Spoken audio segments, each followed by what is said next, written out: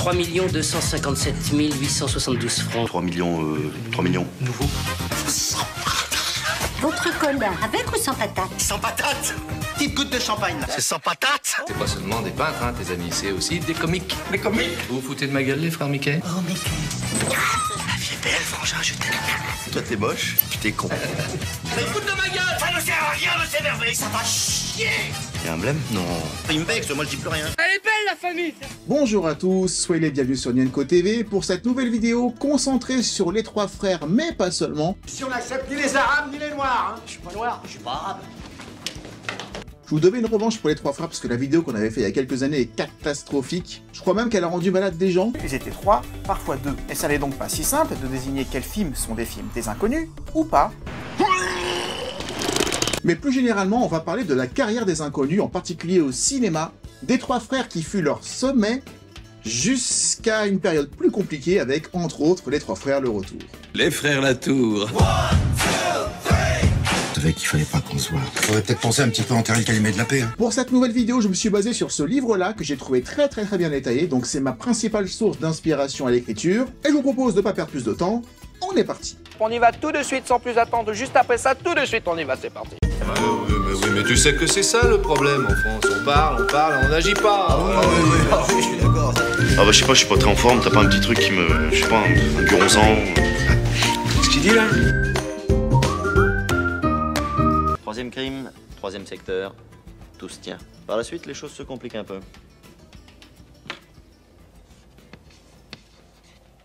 Les Inconnus et le cinéma, c'était un rêve éveillé pour notre trio. Mais le genre de rêve durant lequel on se réveille trop tôt, avant le meilleur, avant la fin. Un rêve où on ne fait qu'effleurer l'objectif à atteindre, et dont on ressort plus frustré qu'autre chose. Ce rêve, c'était le téléphone sonne toujours deux fois.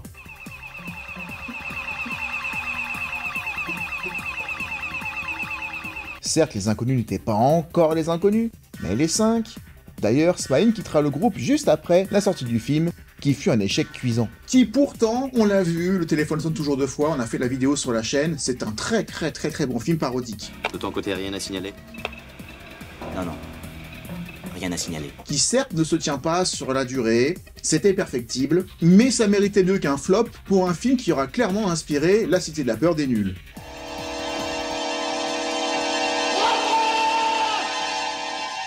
Mais les résultats ne sont pas là, et le doute est de mise pour le groupe. Et les Inconnus vont vite se rendre compte que le showbiz, c'est un monde de requins.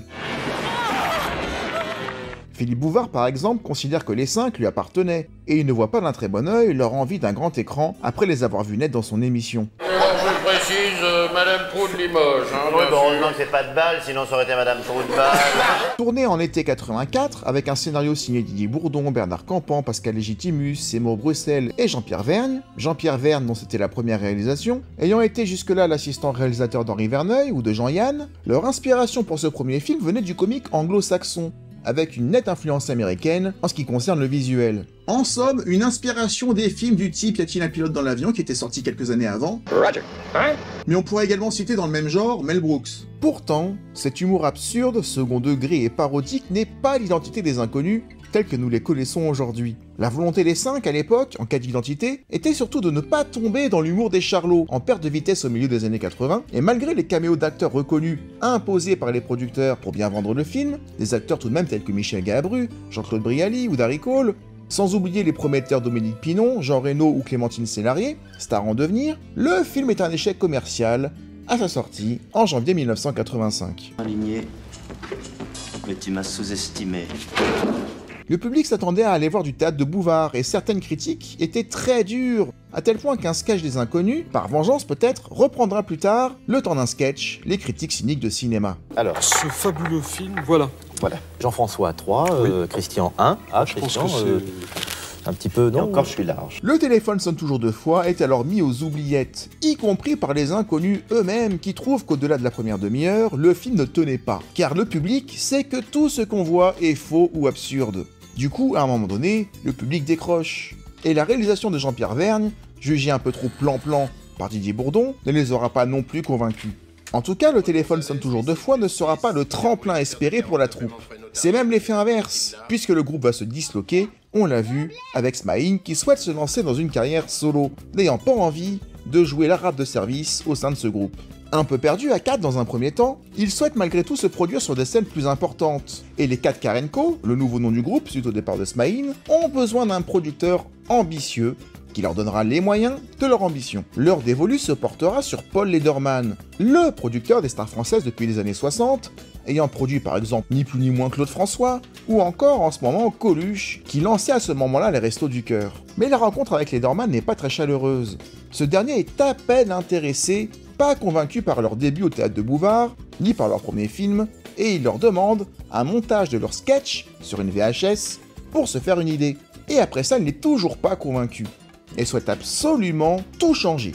De la merde, de la merde, de la merde, de la merde, de la merde. En attendant, c'est donc l'associé de Lederman, Claude Martinez, qui va s'occuper des inconnus. Il se relance donc sur scène au Théâtre du Splendide, en pleine Coupe du Monde, dans des salles au début vides, mais qui leur permet de peaufiner des sketchs tels que l'audition du Cid. Reviens, il disait le pays. Et le pays qui y revient. La pétition sur la libération d'Abel Chemoul, qu'ils doivent justement réécrire à 4 au lieu de 5, ou encore le sketch des flics, des sketchs qui resteront dans les mémoires. Coluche est mort dans un accident de moto près de Grasse, il avait 41 ans, il nous a fait rire. Ce soir, on pleure. Mais c'est alors que Coluche se tue en moto le 19 juin 1986. Ce qui laisse Lederman orphelin de la star de son écurie. Quelques mois après, c'est même Thierry Leluron qui décède prématurément. Le producteur a donc besoin d'une relève, et c'est début 87 que Lederman va décider de prendre sous son aile la bande des 4, à la place de son associé Claude Martinez. Mais attention, il faut tout changer quand même, à commencer par le nom. Les Inconnus, un spectacle sympathique, bon enfant, en un mot, c'est populaire. C'est tout ? Voilà. Car pour être connu, il va falloir renoncer au peu de notoriété qu'ils avaient gagné jusque-là. En fait, il faut les détruire pour mieux renaître. C'est la danse des canettes. Plus on est torché, plus on se marre. Et Lederman va même leur suggérer de s'appeler les Inconnus. Car après tout, ça ne peut que gagner. Soit ils deviennent des connus, et du coup ça devient drôle. Oh les mecs, on a un superbe article dans Le Monde. Oh, regarde, 3 inconnus violent une vieille dame. Et puis si ça marche pas, bah ils auront pas menti.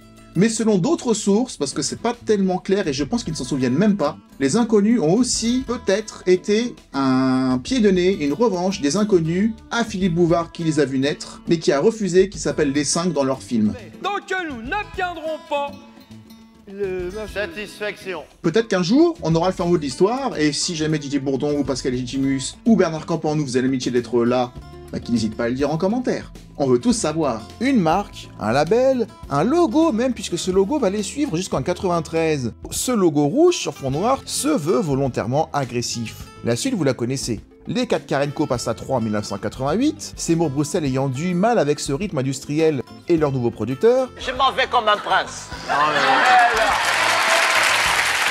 qui prenait 50% des droits d'auteur, en plus des droits d'édition et de production. Ben oui, vous allez perdre des intérêts calculés au jour le jour sur les évaluations momentanées des moratoires d'actionnariat obligatoire et entubatoire. Mais les spectacles s'enchaînaient, pas le temps d'y réfléchir, et malgré la réécriture pour jouer les sketchs à 3, et les doutes qu'ils ont logiquement à force de perdre des membres, ils se rendirent compte que tout semblait plus fluide à 3. Bonsoir, c'est un garçon, c'est quoi ton petit nom? Bah, c'est mon mot, hein, t'as qu'à m'en découvrir. Mais j'ai demandé toutes les lignes avec toi. La preuve, le nom de leur spectacle, au secours tout va mieux. Mais Lederman va les posséder par contrat jusqu'en 96, soit 7 ans. Oui, ça c'est dans ma poche. C'est dans la poche, je voulais dire, monsieur.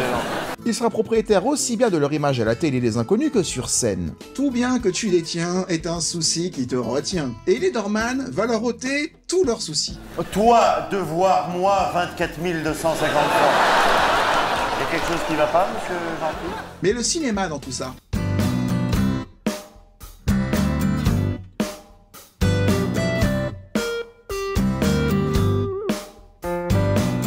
Dès 1992, alors que les Inconnus n'ont pas le temps de respirer, l'idée d'un nouveau film fait son chemin. Ils commencent même à coucher sur le papier quelques idées. Ça ne les a pas empêchés de tourner séparément pour le cinéma. C'est insupportable. insupportable. De toute façon, le foot, c'est insupportable. Je peux pas supporter ce Carton rouge, là. Mais il leur aura fallu 6 ans pour digérer l'échec du téléphone sonne toujours 2 fois. Quand même 7 ans pour l'écrire. 7 ans et demi pour l'écrire. 7 ans et demi, super les top fans. Mais les moyens nécessaires pour produire un film ne sont pas exactement les mêmes que ceux pour produire des sketchs. Ils ont besoin d'un autre producteur d'expérience qui lui aussi, tout comme Lederman, a porté Coluche, notamment dans un étonnant Ciao Pantin. Ce producteur, c'était Claude Berry. Si les inconnus ont Coluche en tête, au-delà du fait que sa disparition aura eu l'effet d'une relève pour eux, vers leur producteur, c'est surtout par la portée dramatique du film, réalisé et écrit par Claude Berry lui-même, qui les intéresse. Car cette fois, pas question de parodie ou d'humour absurde. Les inconnus souhaitent exploiter leur fibre dramatique, s'inspirant par exemple d'une époque formidable de Gérard Jugnot, ou encore de la crise de Colin Serrault. On pourrait aussi évoquer L'aventure c'est l'aventure de Claude Lelouch, ou encore Les valseuses de Bertrand Blier. Ces 4 films auront inspiré l'histoire des trois frères. On a dit qu'on chouerait plus là. C'est pour le gosse, c'est pour le gosse. Attends, ça c'est pour le gosse, ça. Hein? Attends, hé, ton journal. Quoi, ton journal? Ton journal?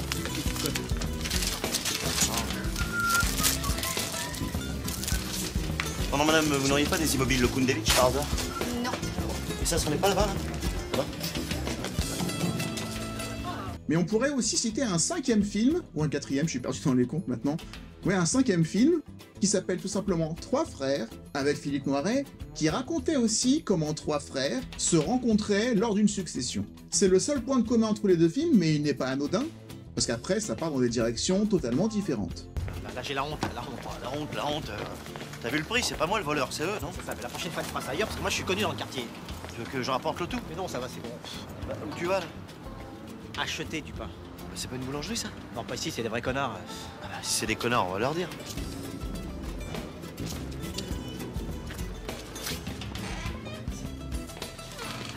Bonjour, madame.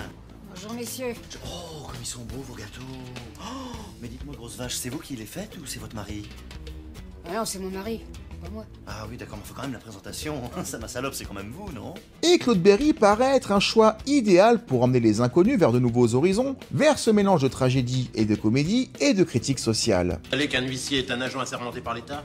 Hein? Ouais, bah c'est pas incompatible avec un enculé, c'est plutôt un pléonasme. Non, non, mais ça lui a échappé, là. Oui, bah pas à moi, alors. Ce que faisait de plus en plus leur sketch d'ailleurs. Le film sera une synthèse de ce ton, à la fois comique et acide, qu'ils ont insufflé à leur sketch et à leur spectacle, et ils utiliseront même certains d'entre eux comme les publicitaires. Ça nous donnerait Maghrébin, ne partez pas tout de suite.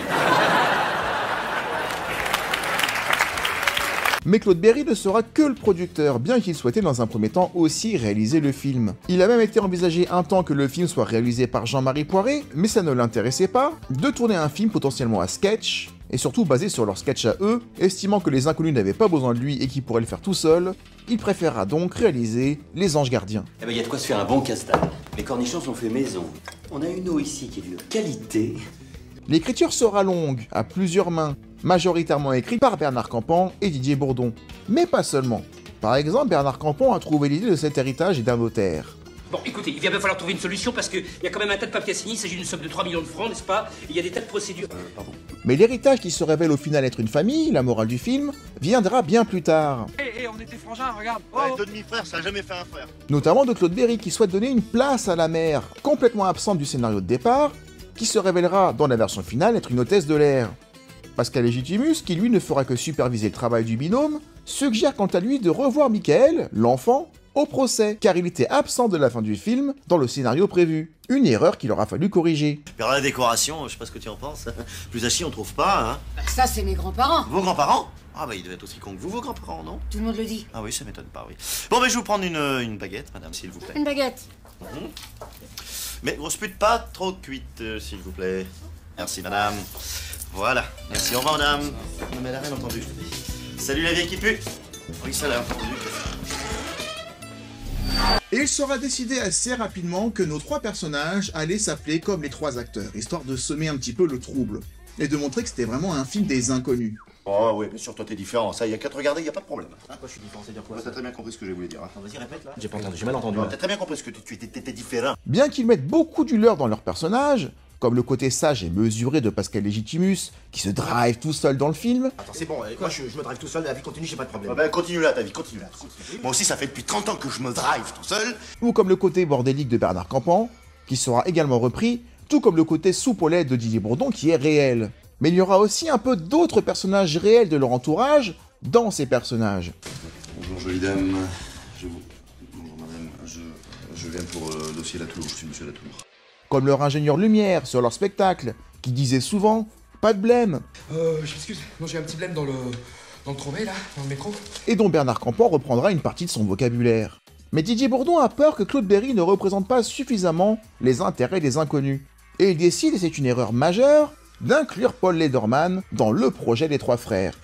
Mauvaise idée, mauvaise idée. Ce qu'il regrettera pendant des décennies, car il n'investira pas d'argent dans le film, et ils n'auront donc pas d'autre choix que de faire appel à un autre coproducteur, un de plus, René Kleckmann, producteur de Tenue de soirée, de Tandem de Patrice Lecomte, ou de Cyrano de Bergerac, mais ce dernier se retire, n'approuvant pas le scénario qui selon lui n'avait rien d'une comédie.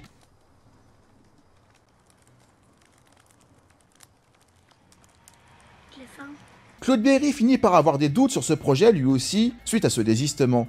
Et c'est le réalisateur Claude Zidi qui va encourager son ami à monter ce film. Ah madame, s'il vous plaît, madame.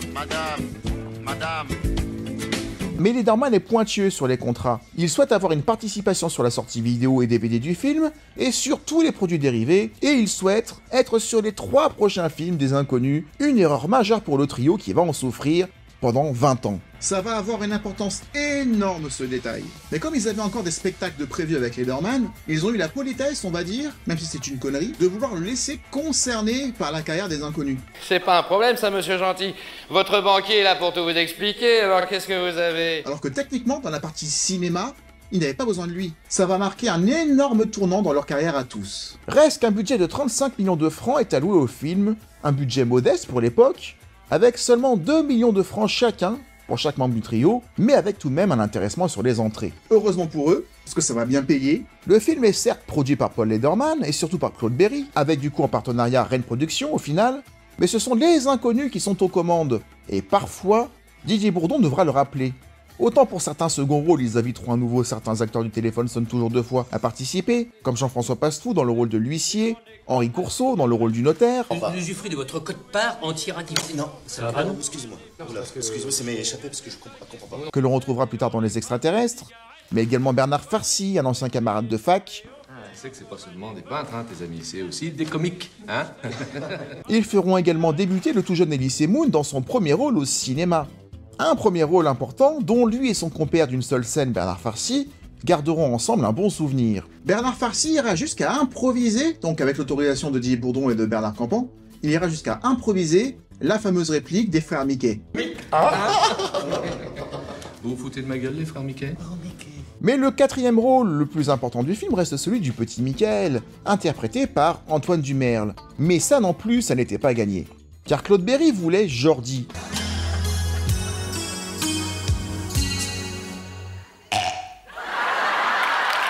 Six ans en 94, propulsé en tête du top 50 2 ans auparavant. La motivation était purement commerciale, il faut se le dire, pour le producteur. Ils iront quand même au bout, hein. Ils vont aller caster le petit Jordi, mais qu'il en a tellement rien à faire et qu'il sait même pas pourquoi il est là, qu'il n'est pas un acteur qui va juste lire son texte, sans aucune intonation, sans aucun jeu. Ne te focalise pas sur tes inquiétudes, Obi-Wan. Ton esprit doit rester concentré sur ce qui se joue ici et maintenant. Et ils vont vite se rendre compte que c'était mort, quoi. Un autre jeune comédien, plus formaté selon les Inconnus, était en ballottage favorable avec Antoine Dumerle. Mais c'est Didier Bourdon qui va mettre son veto pour Antoine Dumerle, qui dégageait lui quelque chose et qui, surtout, n'était pas impressionné par les Inconnus, car il ne les connaissait pas d'avant. Elle part et elle revient avec de l'argent. Non, elle est hôtesse de l'air. Il était donc beaucoup moins intimidé et beaucoup plus naturel avec eux. Quant à la réalisation, Didier Bourdon et Bernard Campan souhaitent s'en charger eux-mêmes, bien que Claude Berry soit contre. Mais encore une fois, c'est Didier Bourdon, le leader, qui imposera ce choix, argumentant que Claude Berry, de son côté, avait aussi démarré comme ça, avec des courts-métrages dans les années 60, courts-métrages récompensés au passage, alors qu'il n'y connaissait rien. La réalisation sera alors à 2 têtes, Pascal Légitimus restant comme pour l'écriture en retrait. Ils auront la main mise sur la direction d'acteurs, faisant des répétitions filmées avec les comédiens, avec un visionnage des répétitions, afin de corriger en amont les erreurs avant le début des prises de vue réelles. Ils seront accompagnés pour la partie technique par des professionnels, que ce soit au niveau du script, au niveau du chef opérateur, Alain Chocard, habitué au cinéma d'auteur, mais pas à la comédie, ce qui va amener encore une fois quelques confrontations de points de vue entre Didier Bourdon, qui fait son film avec Bernard Campan, et son chef opérateur, qui de son côté faisait le sien. Ah, Didier, on attendait que vous, les par ici. Qu'est-ce qui se passe? Alain Chocard d'ailleurs qui ne sera ni reconduit pour le pari, ni pour les extraterrestres, ni pour les films suivants. Clairement, les inconnus vont se sentir pris de haut. Parce que certes, ils n'y connaissent rien, techniquement.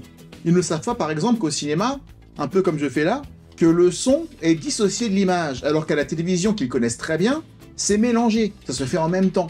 Ah oui, c'est tout à fait étonifiant. Donc c'était difficile pour eux de voir une réelle volonté de les aider, de leur apporter une plus-value technique, que de le voir d'une telle façon où ils ont l'impression qu'on leur donne une leçon.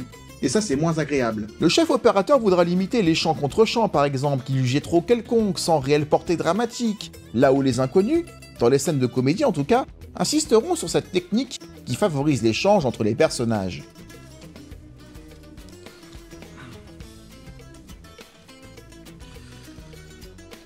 Le chef opérateur, habitué au film d'auteur, voulait quelque chose de beau, de quelque chose de visuellement, on va dire utile, que chaque angle de caméra amène un message particulier, alors que les inconnus voulaient tout simplement quelque chose de drôle. Un problème, mais... C'est sûr, il est là le problème. Le jour où on saura combien d'eau Pierre-Jacques ont utilisé pour se laver le cul, on sera bien avancé, là. Et pour faire quelque chose de drôle, pas besoin de quelque chose de trop technique. Pas besoin d'être un expert en lumière, pas besoin d'être un expert en focal, pas besoin d'être un expert en cadrage. Les inconnus voulaient des choses simples à tel point qu'ils ont quasiment tourné l'intégralité du film dans des décors réels, que ce soit les appartements, le tribunal ou les extérieurs. Tout était vrai. Épuisé par un tournage sous le contrôle d'un Paul Lederman qui veille aux dépenses, sans avoir investi un rond, et par ce conflit de direction artistique, et épuisés par la pression qu'ils se mettaient à eux-mêmes, marqués par l'échec de leur film précédent, les soucis ne s'arrêtent pourtant pas là, car le montage du film commence alors en mai 95, et il y a des désaccords, notamment sur la scène de lecture du Petit Prince, en fin de film, que Claude Berry voulait couper, et de son côté, Lederman souhaitait un succès modeste au film, voire un échec pour qu'ils se remettent à jouer sur scène, estimant que ce caprice de grand écran serait derrière eux et qu'ils retourneraient à ce qu'ils savent faire de mieux. Ça n'est pas ce qui s'est passé. Poussés par une grande campagne de télévision et portés par leurs spectacles et leurs sketchs qui tournent en boucle à la télé, le public attend de pied ferme la sortie du film le 13 décembre 95. 10 ans à un mois près de la sortie du Téléphone sonne toujours 2 fois. C'est fou, mais qu'il y a des gens qui ne peuvent même pas se payer un beefsteak. Ils ont qu'à acheter du poisson. La sortie du film sera d'ailleurs repoussée pour ne pas sortir en même temps qu'un film dans la même veine, Le Bonheur est dans le pré, d'Étienne Châtillaise, qui lui aussi remportera un grand succès public avec 5 millions d'entrées.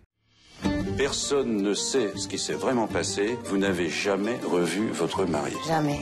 C'est fou ce qui me ressemble. Mais c'est toi. J'ai vécu à côté d'un imposteur pendant 26 ans. Puisque je vous dis que c'est pas moi. T'as quand même la moitié du Jura qui a appelé pour te dénoncer. Oui, même ma mère qui voit plus très bien. J'ai des emmerdes par-dessus la tête et j'ai les impôts sur le dos. Tu sais ce qu'a fait papa? Il a donné son accord pour passer dans la nouvelle émission Où es-tu? Je le laisserai pas faire, j'appelle mon avocat. Voici votre mari. C'est toi. Oui, c'est moi. Ces deux films très sociaux ont l'avantage de profiter d'un contexte ultra tendu en 1995. La France connaissant des mouvements sociaux de grande ampleur, les plus importants depuis mai 68. Ah ouais, qu'est-ce que ça a fait mai 68, ça? Ça a fait mai 68, hein? Ah, les deux films sont d'ailleurs traités de façon très différente par les médias. Porté par le succès de La vie est un long fleuve tranquille, dont on a parlé sur la chaîne, ou de Tati Daniel, Le Bonheur est dans le pré cristallise l'attention de la presse spécialisée, de Télérama, tandis que Les Inconnus sont présents sur tous les plateaux télé, de nulle part ailleurs, à Vivement Dimanche, avec un traitement bien plus populaire. Camion. Oui, bien sûr, camion. Pouette, pouette. Ah!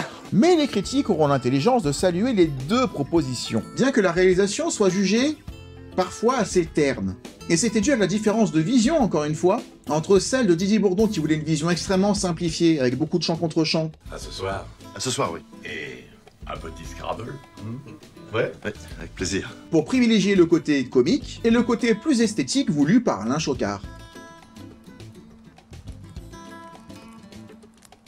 Alors évidemment, les critiques à la Télérama étaient mauvaises, forcément. Mais bon, est-ce qu'il faut vraiment en tenir compte? Un véritable, ça c'est un véritable chef d'œuvre. C'est un grand must. Car après tous les trois frères, sera le plus grand succès de l'année 95, devant les autres films que j'ai cités, avec plus de 7 millions d'entrées. Et les Inconnus remporteront, grâce aux trois frères, le César du meilleur premier film, le seul César qui leur manquait. Une récompense à laquelle ils ne croyaient pas, tant les Césars ne récompensent pas forcément les succès populaires. César, pour un film comique qui marche, c'est une révolution. Les Inconnus sont donc au sommet. Après avoir été récompensés pour leur musique, pour leurs sketchs, pour leur émission de télé et leur premier film, que pouvaient-ils espérer de plus? La réponse, que du moins bien. Oui, je tenais à remercier Pascal Gétimus qui nous a, pendant qu'on écrivait le scénario, nous appelait souvent des Antilles pour savoir si ça avançait bien.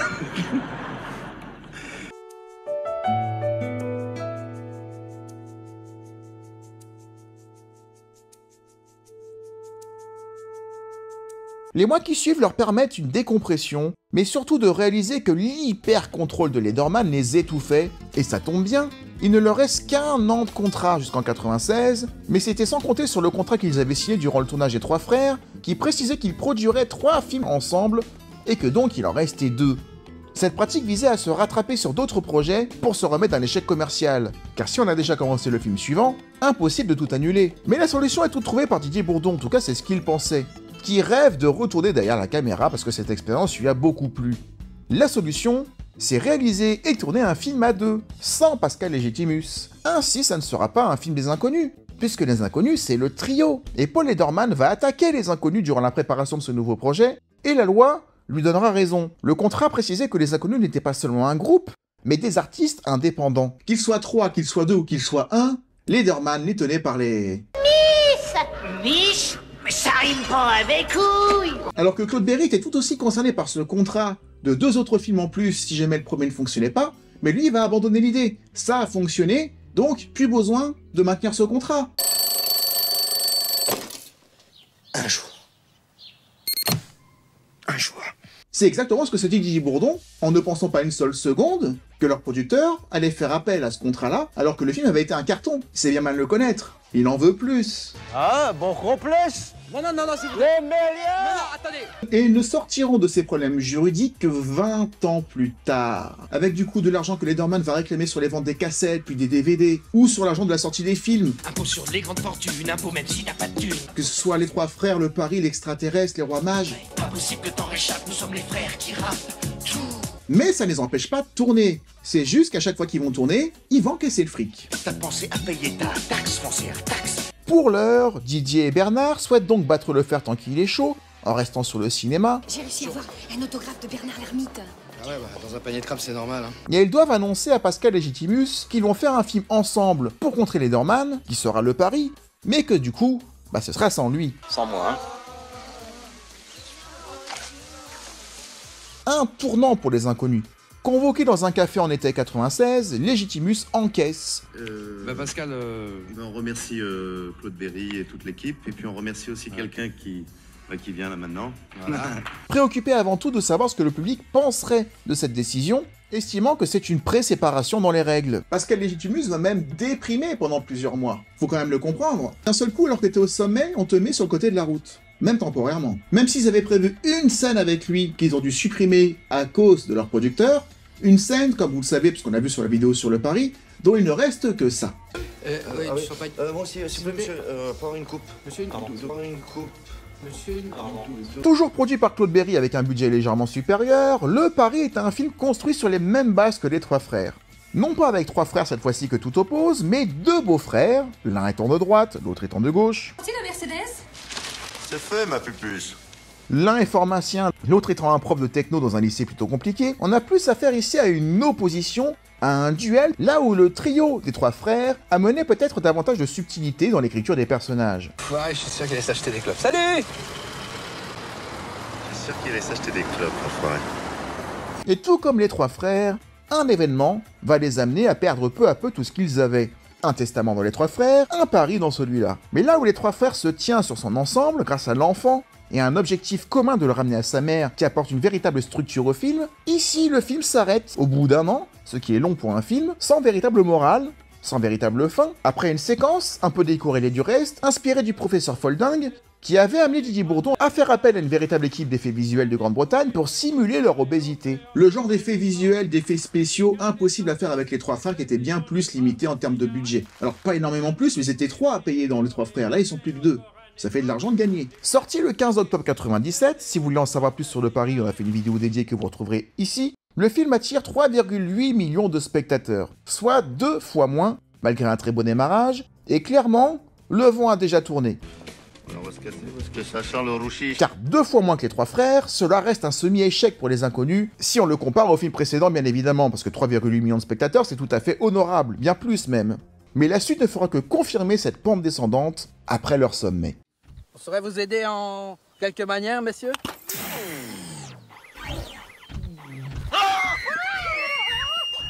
Mon nom est Zerf. Je viens de Kryptalon, planète de l'étoile Beta Pictoris.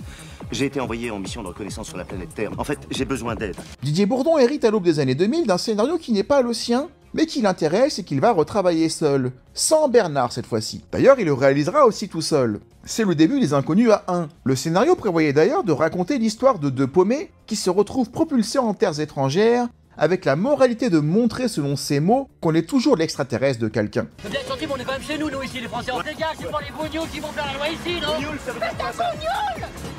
Bougnoul? Oui, je suis Bougnoul. Pierre de Lait. Bien que le fond du sujet soit un film de science-fiction, c'était pas du tout l'objectif pour Didier Bourdon. C'est quoi cette histoire de dingue? Extraterrestre, c'est fou quand même, hein. J'imaginais vraiment pas ça. Je sais pas, je pensais que ce serait quelque chose de beau, d'extraordinaire, je sais pas moi, qui se transforme à volonté. Yep, frère un peu débile. L'objectif pour l'extraterrestre n'était pas du tout de faire un film de science-fiction. Ça, c'était qu'un prétexte, c'était une excuse. Se servir de cet univers de la SF pour renforcer le côté très terrien des problèmes de société que le film aborde. Moi je l'aime bien et toi aussi je t'aime bien, Zerf. Mais moi aussi, je vous aime bien, petit terrien. Mais je suis pas heureux ici. Je me sens comme un réfugié. Les thématiques sociales que les inconnus, ou plutôt l'inconnu, dans ce film-là, chérissaient particulièrement et qui était présent dans tous les films depuis les trois frères. C'est si nul que ça. Vous êtes pas nul. Vous êtes en retard. Florinda, Android. Ah? Tu viens dire bonjour? Allez, Florinda, obéir à son maître. J'ai pas du tout envie d'être une extraterrestre. Vous êtes une terrestre extra. Inspiré de La Belle Verte de Colin Serrault, qui parlait d'extraterrestres méprisant la technologie terrienne, très arriéré, très en retard, avec un retournement d'un méchant qui devient également gentil. Musca domestica. On aurait bien une petite douche.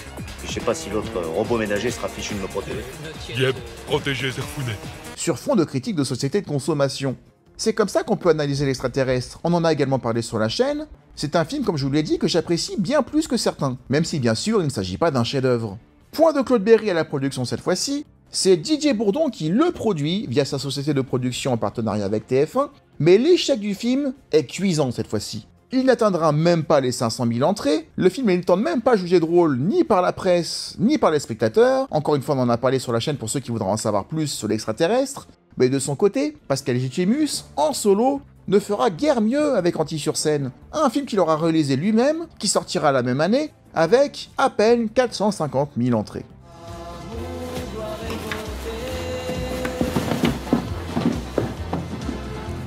Mais en parallèle, depuis 2 ans, Didier et Bernard avaient écrit le scénario des Rois Mages, dont ils avaient eu une idée durant le tournage des Trois Frères, un projet qui aura maturé durant 6 ans, avec d'ailleurs un sérieux indice donné à la fin du premier film. Souvenez-vous. Et dans les Rois Mages, dépêchez-vous, ça va refroidir. J'aurais préféré la tôle, moi je te le dis, la tôle. Pourquoi ils s'appellent les Rois Mages? Ouais, pousse Balthazar, cherche pas à comprendre. Claude Berry revient à la production, tout comme Lederman, mais bien que leur producteur maintenant détesté soit de la partie, le scénario des Rois Mages sera un véritable défouloir à ce que vivent les inconnus depuis la sortie des Trois Frères. On en reparlera juste après. Surfant volontairement sur le succès des Visiteurs 1 et 2, les gags du film sont basés sur le décalage temporel et la découverte de notre époque par 3 personnages, mais l'humour du film va rapidement s'éloigner vers une critique de la télévision en deuxième partie de film, en particulier la One dans le film, sans doute une référence à TF1, et avec son machiavélique patron, Odeur, anagramme d'Hérode, qui fait de 3 personnages des stars du petit écran, avant que ceux-ci ne s'enfuient à toutes jambes. Difficile de ne pas voir un parallèle entre cette histoire dans cette deuxième partie de film dans Les Rois Mages, avec l'histoire connue avec leur producteur Paul Lederman.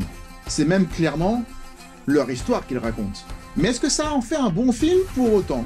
Mais ce règlement de compte laisse encore le public de marbre. Avec presque 3 millions de spectateurs, mais pas tout à fait, un succès modeste cependant, mais encore bien moindre que le pari.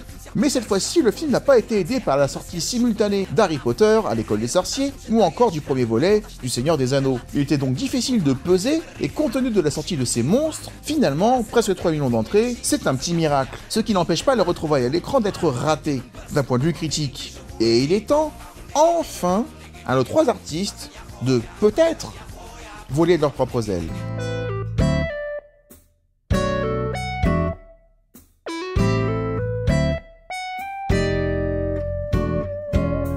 Et Bernard Campan sera celui qui s'en tirera le mieux dans sa carrière solo. Dès 2001, juste après Les Rois Mages, il tournera aux côtés d'Isabelle Carré dans Se souvenir des belles choses. Il sera d'ailleurs récompensé comme meilleur acteur au Festival de Cabourg, et il sera nommé au César du meilleur acteur dans la cérémonie des Césars. Un tournant dans sa carrière, car il exploitera son potentiel dramatique en réitérant ses performances dans L'homme de sa vie en 2006, dans lequel il interprète par exemple un homme marié découvrant son homosexualité. Il tournera également aux côtés de Bertrand Blier avec son registre plus cru dans Combien tu m'aimes, aux côtés de Gérard Depardieu et de Monica Bellucci. Pas besoin de chanter l'opéra. Oh, mais oui, les yeux qui se révulsent. Elle a les yeux qui se révulsent. J'en sais rien, j'ai pas fait gaffe. Il réalisera aussi de son côté La face cachée, où il se mettra également en scène aux côtés de Karine Viard, tandis que de leur côté, Didier Bourdon et Pascal Légitimus, la même année, tournent ensemble dans Madame Irma. J'ai passé la moitié de ma vie à me faire baiser. Maintenant c'est décidé, je change de camp. Suivante.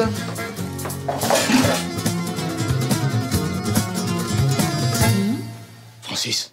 Irma, pour les intimes. Bernard Campan s'affranchissant clairement de l'image des inconnus, bien que son film, proche encore une fois d'un film d'auteur, ne rencontre pas du tout de succès en salle. Et Madame Irma ne fera à peine mieux que L'extraterrestre. Ma chérie, est-ce que tu vas bien? Oui, c'est pas un micro. La force. C'est bon, c'est la force. Oui, quand faut-il que ce soit pas la force de l'ordre? Et Anti-sur-scène fera pas mieux non plus. Ça fait quand même 3 échecs autour de 500 000 entrées. Pour les inconnus, c'est quand même indigne de ce qu'ils ont connu. Ça se passe super bien, mais il y a des clients qui vont jusqu'à me donner 100 €. Tu joues à combien, docteur? 27 €. Même si Madame Irma se laisse regarder, hein, c'est pas non plus une bouse.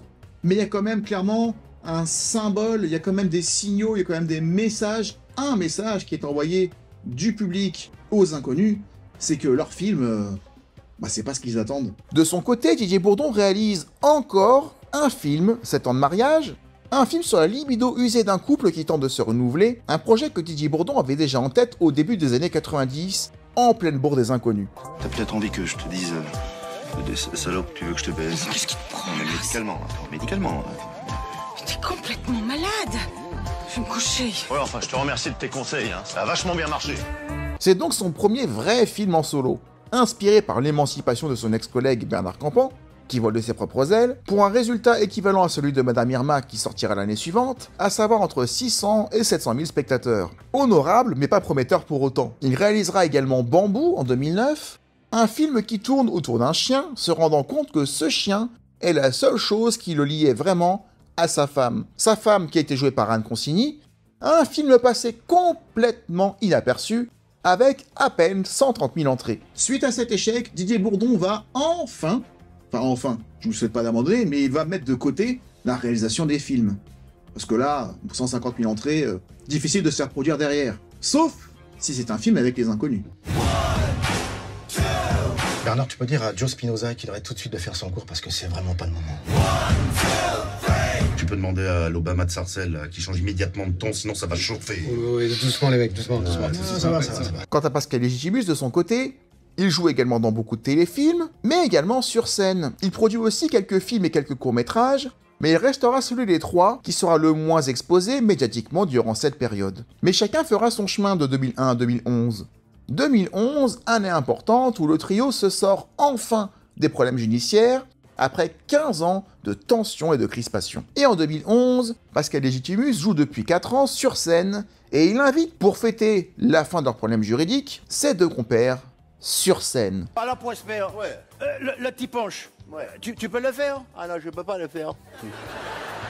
Une surprise pour le public qui clairement savoure, je vous laisse regarder. Non.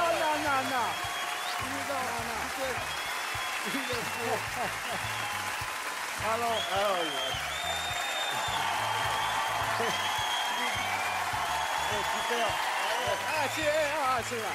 Ah, t'as vu, hein? Hey. Dis donc, est-ce qu'il peut le faire ici? Chez moi, il y a de l'ambiance, hein? Ah ouais. Bon, Zidon. Et Zidon, il peut pas le faire. Et pourquoi il peut pas le faire? Zidon. À partir de là, les rumeurs d'un nouveau spectacle et d'un nouveau film enflamment les réseaux. Ils ont besoin d'un nouveau producteur suite au décès de Claude Berry en 2009, et Jérôme Sédou est approché. Mais ce dernier refuse, refroidi par la comédie depuis l'échec d'Astérix aux Jeux Olympiques. La solution viendra de Bernard Campan, sur idée de Didier Bourdon, qui a vu son film Se souvenir des belles choses être distribué par le producteur Philippe Godot, qui acceptera de produire le film, les inconnus mettant le reste de leur poche, gagnant un intéressement sur les entrées en contrepartie. Enthousiastes, on est tous. Alors après, c'est trouver le bon biais. Voilà. D'ailleurs, au départ, on devait travailler un spectacle, enfin, au premier abord.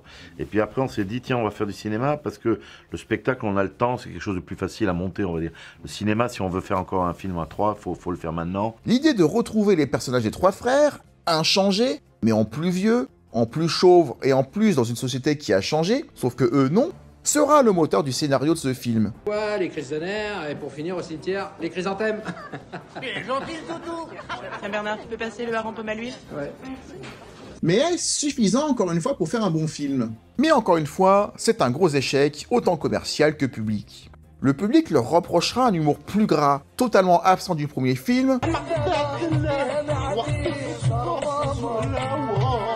et des personnages jugés en régression. On en a également parlé dans une vidéo dédiée. Le tournage est tendu, car les inconnus se savaient attendus au tournant, conscients qu'être dans le coup presque 20 ans après était compliqué. Buzz Splendid s'en souvient, il s'y était brûlé les ailes malgré un gros succès commercial pour les Bronzés 3. Le bon nouveau, hein? Le bon nouveau, là. Je vais la faire, le temps, je la fais. Malgré une campagne promotionnelle moderne, apparaissant sur le Palma Show, sur une vidéo de youtubeur Norman fait des vidéos pour attirer un jeune public, le décalage générationnel affiché et espéré ne prend pas. La bande-annonce du film diffusée le 28 décembre 2013, sur une émission en prime time qui leur est dédiée, n'inspire pas non plus confiance. Ouais, mais bah, pour l'instant, c'est un bonsaï. La bande-annonce m'avait même mis mal à l'aise par moments. Vraiment mal à l'aise. Et je me souviens que c'était le cas pour beaucoup de monde, parce qu'on en avait déjà discuté le lendemain sur les réseaux sociaux. Je ne sais plus si c'était Twitter ou peut-être plus Facebook en 2013, mais clairement, ça sentait le navet. Je vais vous dire ce qu'on fait là. On touche le fond. C'est quoi ça? Bah, c'est chez moi. Non, c'est bon, je préfère dormir n'importe où. Ah bah t'y es, hein. Sorti en février 2014 et j'y étais allé en avant-première au Grand Rex, le film démarre très fort la première semaine, assurant le million d'entrées en quelques jours à peine. Mais le bouche à oreille est désastreux. Toutes les critiques sont unanimes, presse comme public, et le film finira sa course avec à peine 2,4 millions d'entrées en 8 semaines d'exploitation. Qu'est-ce qui se passe? En ayant vu 1 million d'entrées en une semaine, mais que 2,4 millions en 8, il s'est clairement passé quelque chose entre le public et les inconnus.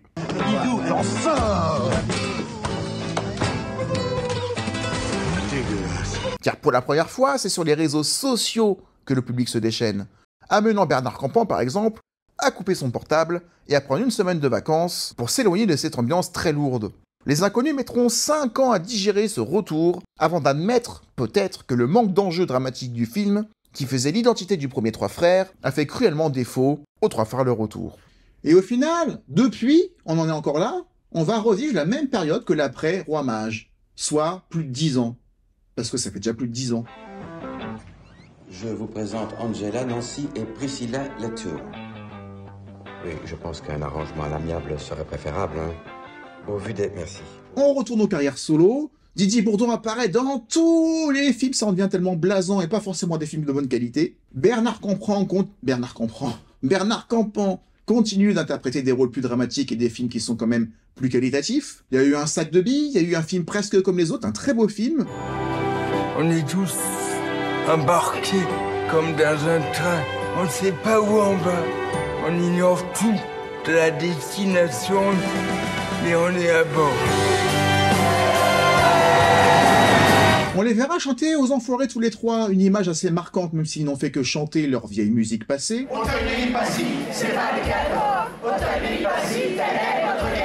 Mais c'était quand même très sympa de les voir.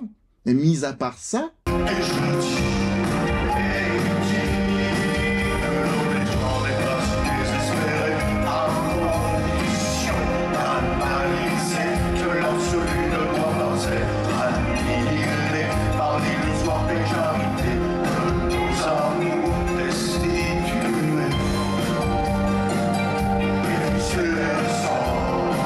Mais cette apparition aux Enfoirés aura suffi encore une fois à ce qu'on se pose la question de est-ce qu'on va les revoir ensemble? Alors je ne compte pas cette bouse qu'on a eue sur TF1 avec cette émission Tous Inconnus. Une fiction hors norme. C'est le truc monstrueux. C'est formidable. Un truc qui bouge, il tire. Et ça c'est drôle, ça fait rire ça. Que eux-mêmes n'ont pas compris, où ils ont repris plan par plan avec d'autres, sans aucune réinterprétation par rapport à notre époque, leur sketch. Sous un nouveau jour. Non, ça fait plaisir. Ouais, ça fait du bien quand même. On est parti à 3,5 millions d'audience au début, ça a fini à 2, parce qu'en cours de route, on s'est tous regardés, on s'est tous dit mais qu'est-ce que c'est que cette merde? Qu'est-ce que c'est que cette merde? Ils avaient prévu d'en faire une deuxième, bah ils sont bien revenus là-dessus, parce que le public ne veut pas ça. Le public ne veut pas les voir jouer par d'autres, le public ne veut plus les voir au cinéma, et au final, si on doit faire un petit bilan de tout ça, c'est quand même une histoire qui dure depuis plus de 40 ans maintenant. Non. J'ai fait la sorte d'oreille. Attends, Mohamed, tu me fais... Mohamed, c'est très bien que c'est Louis XVI, enfin. Ouais, le compte, il est bon, c'est 16 quand même. De l'échec du téléphone sonne toujours 2 fois, à l'échec des 3 frères à leur retour, il y a plus d'échecs que de réussites en fait si on compte vraiment la partie cinéma. Des 5 au Cancareco, aux Inconnus, puis qui sont 2, puis qui sont 1, puis qui reviennent 2, puis qui reviennent 3, et puis plus rien. Avec des films quasiment de moins en moins bons. Pour moi, plus on en faisait, moins c'était bon. Je mets même l'extraterrestre devant les rangs et là-dessus j'assume. Bonne idée le déguisement. Yep, intelligent. Bon les gars. Les 3 frères auraient été l'aboutissement des Inconnus. Ils ne feront jamais mieux derrière. C'était l'exception, c'était l'illusion qu'on voulait les voir au cinéma. Mais ils ont peut-être un petit peu trop capitalisé là-dessus. Parce que ce qu'on retient tous des Inconnus, c'est la scène et c'est les sketchs. Ah, si tu veux, je t'ai fait l'improvisation 4 heures que ça. Ouais, bah oui, je sais. C'est pas pour rien que je les mets dans toutes mes vidéos depuis 5 ans, par-ci par-là, comme ce que je fais là par exemple. Coucou, c'est moi. Oh merde. Qui est devenu une signature de la chaîne. C'est ça leur seul retour possible si jamais ils doivent en faire encore un. Tu le fais, ouais, fort. Tu as compris ça, oh. J'ai une tête à pas comprendre là-haut. Et je comprends parfaitement que Bernard Campan ne soit pas chaud pour ça. Parce qu'ils ont vieilli, parce qu'ils ont plus la même énergie, ils ont plus la même faculté à remplir les salles tous les soirs, ils sont peut-être plus non plus dans le coup, et il en est peut-être plus conscient, et en même temps c'est celui qui sait faire le mieux autre chose. Quel est son intérêt à lui, mis à part le plaisir de faire ça? Si tu es sage, tu le fais moins fort, c'est bien. Il m'a dit de le faire moins fort, je le fais moins fort, ouais. Il a pété un boulon, lui aussi, hein. Honnêtement, je le comprends très bien, et pour moi, c'est celui avec le recul qui s'en est le mieux sorti des 3. Mais d'un autre côté, ils n'ont rien à perdre à essayer, vraiment rien, parce qu'ils ont un tel capital sympathie accumulé depuis les années 80 et 90, que la partie cinéma, finalement, n'est qu'anecdotique. Ils peuvent refaire un spectacle et se planter, ça n'enlèvera en rien le côté intemporel de leur sketch d'origine. Ça y est, tu veux pas aller le dire à monsieur le pompier non plus? Enfin bon... Alors, non, allez, si. Est-ce que ce serait pas mieux de tenter ça que de rester sur l'image des 3 frères à leur retour? Bah, ça dépend un peu de ce qu'ils vont faire. Et de est-ce qu'ils ont quelque chose à dire sur notre époque? Je n'ose pas imaginer qu'ils n'ont rien à dire. Avec tout ce qui s'est passé depuis les années 2000, que ce soit à la télévision, que ce soit en politique. Mais il y a de la place, mais est-ce qu'ils auraient le droit de le faire? Est-ce qu'ils pourraient tout dire? Je ne pense pas d'une autre époque. En tout cas, on mérite, et surtout ils méritent, un meilleur final que les 3 frères à leur retour, qui à leur jour restent leur dernière œuvre. Ils sont sérieux là, t'as vu comment ils parlent de ma mère, ces bâtards là? Comment ils parlent de ma mère, les bâtards? Oui, tu peux arrêter de dire bâtard à tout bout de champ, là, c'est agaçant. Donc le seul espoir, ça reste la scène, ça reste le contact avec le public, ça reste avec les rires en direct. C'est les improvisations de Gigi Bourdon qui cherchent à déstabiliser ses collègues en plein direct. Il m'a dit de le faire moins fort, je le fais moins fort, hein. Et si. Pourquoi tu me dis de le dire en pompier, Non. C'est le seul retour qui nous amènera une hype, mais le cinéma, il faut laisser tomber. En tout cas, c'est tout ce que je voulais dire dans ma revisite sur la vidéo des 3 frères, qui vous donne, j'espère, moins le tournis que la dernière fois. Ça nous permet de boucler la boucle avec les Inconnus, on n'a plus de raison d'en parler maintenant. Je ne pense pas faire Madame Irma un jour, désolé. Mais rassurez-vous, ils seront toujours là sur Nienko TV à chaque vidéo, avec mes petits inserts, sous une forme ou sous une autre, comme celle-ci par exemple. Arrêtez de piquer ce qu'il faut. Et ce sera tout pour aujourd'hui. En tout cas, merci d'avoir regardé la vidéo jusqu'au bout, j'espère qu'elle vous aura plu. Si c'est le cas, pensez à le dire à YouTube en mettant un like, en mettant un boost à la vidéo pour la faire un peu émerger, en mettant un commentaire, et si vous savez pas quoi dire en commentaire, et ben on va mettre ça. Bijou, Coco, c'est non. Et ça ira très bien.